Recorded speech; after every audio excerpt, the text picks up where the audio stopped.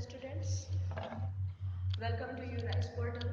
मैं मोनिशा मतम आज आपको mode of formation of subject के बारे में समझाऊंगी। मेरा विषय है नॉलेज ऑर्गेनाइजेशन सेकेंड और इसी का एक टॉपिक है mode of formation of subject. विषय निर्माण की विधियाँ किसे कहते हैं। सबसे पहले तो हम ये जान रहे हैं कि जो ज्ञान जगत है वो निरंतर वर्धनशील है, बढ़ता रहता है चारों दिशाओं में। और ये ज्ञान का निर्माण कैसे होता है। ज्ञान का निर्माण छोटे छोटे विषयों के आपस में प्रयोगों के कारण होता है और इसके पश्चात नए विषय सामने आते हैं। Doctor SR. रंगनाथन ने ज्ञान जगत में विषयों के निर्माण की कई विधियों का उल्लेख किया है। पहली विधि है फिजन। फिजन का मतलब होता है विभाजन। जब ज्ञान को कई छोटे छोटे अंशों या भागों में विभाजित किया जाता है तो वह प्रक्रिया फिजन कहलाती है। फिजन के दो मुख्य भाग होते हैं, एक होता है डिसेक्शन और दूसरा होता है डेनुटेशन। डिसेक्शन को हिंदी में कहते हैं विच्छेदन, दो भागों में या कई भागों में विभाजित करना।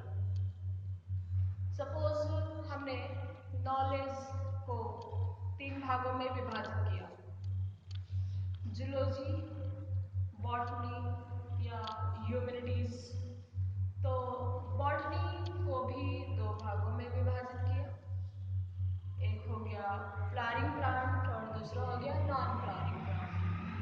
फिर इसके बाद फ्लावरिंग प्लांट को भी दो भागों में विभाजित कर सकते हैं, एक हो गया सीड प्लांट और दूसरा सीडलेस प्लांट। इस तरह से विभाजन से दो समवर्गीय विषय प्राप्त हुए। आगे विभाजन करते जाएंगे और इसी तरह से समवर्गीय विषय प्राप्त होते जाएंगे। इसे हम एरे ऑफ क्लास भी कहते हैं।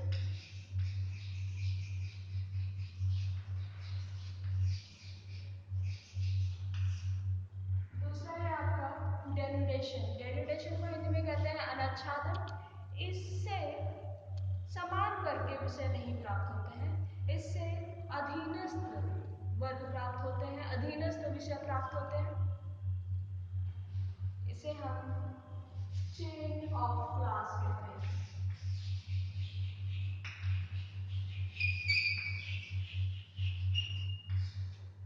एग्जाम्पल के तौर पर जैसे एशिया, एशिया के अंदर इंडिया, इंडिया के अंदर यूपी, यूपी के अंदर हमारा सिटी कोई भी ले लीजिए, कानपुर। तो इससे विषय की विस्तारशीलता कम होती है और गहनता बढ़ती जाती है। इस विधि से अत्यंत सूक्ष्म विषय प्राप्त होते हैं। दूसरा है हमारा लैमिनेशन। लैमिनेशन मतलब परतबंदी। ये भी विषय निर्माण की विधि है और इसमें किसी विषय के दो पक्ष लिए जाते हैं, एक पक्ष पर दूसरे पक्ष की परत चढ़ाई जाती है और इस तरह से नए विषय का निर्माण होता है। जैसे हम एक एग्जाम्पल लेते हैं, फिजियोलॉजी ऑफ डाइजेस्टिव सिस्टम।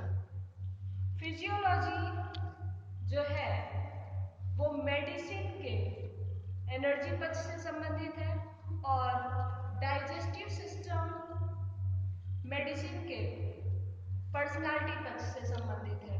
और जब इन दोनों पक्षों को आपस में जोड़ा जाता है तो एक नया विषय सामने आता है, फिजियोलॉजी ऑफ डाइजेस्टिव सिस्टम। इसी तरह से तीसरा हमारा जो विषय निर्माण की विधि का नियम है वह है loose assemblies,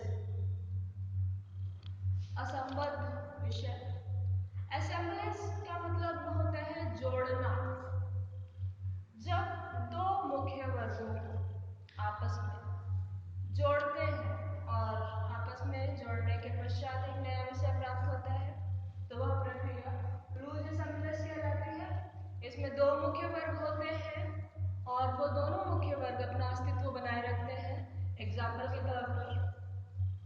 psychology of doctors, इसमें साइकोलॉजी और डॉक्टर का मेडिसिन विषय बिल्कुल क्लियर है। दोनों ने अपना अस्तित्व बनाए रखा है। नेक्स्ट आपका है सुपर इम्पोजिशन। सुपर इम्पोजिशन भी विषय निर्माण की विधि है। इसमें एक ही विषय के एक ही पंक्ति के दो उप एकल लिए जाते हैं और उनके द्वारा नए विषय का निर्माण किया जाता है। जैसे एग्जाम्पल के तौर पर नर्व्स ऑफ आइज। अगला आपका विषय निर्माण की विधि का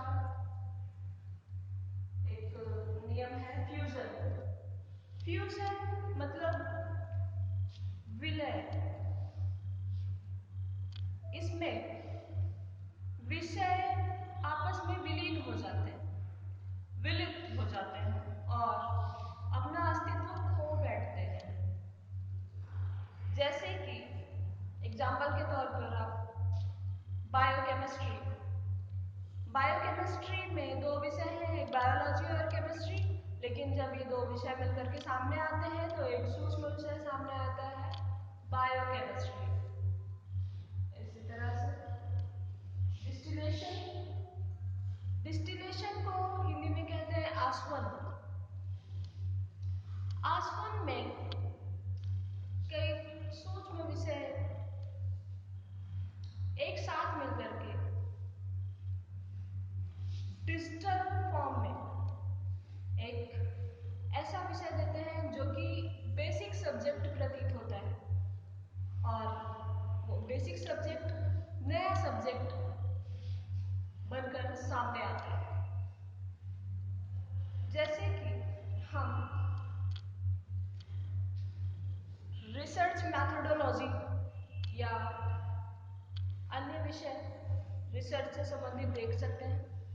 उसके अंतर्गत कई सब्जेक्ट होते हैं लेकिन विषय होता है रिसर्च मैथोडोलॉजी। अगला है क्लस्टर। क्लस्टर अर्थात समूहीकरण। इसे डॉक्टर एस.आर. रंगनाथन ने सब्जेक्ट ऑफ बंडल की भी संज्ञा दी है। सब्जेक्ट ऑफ बंडल मतलब विषयों का एक बंडल या गुच्छा।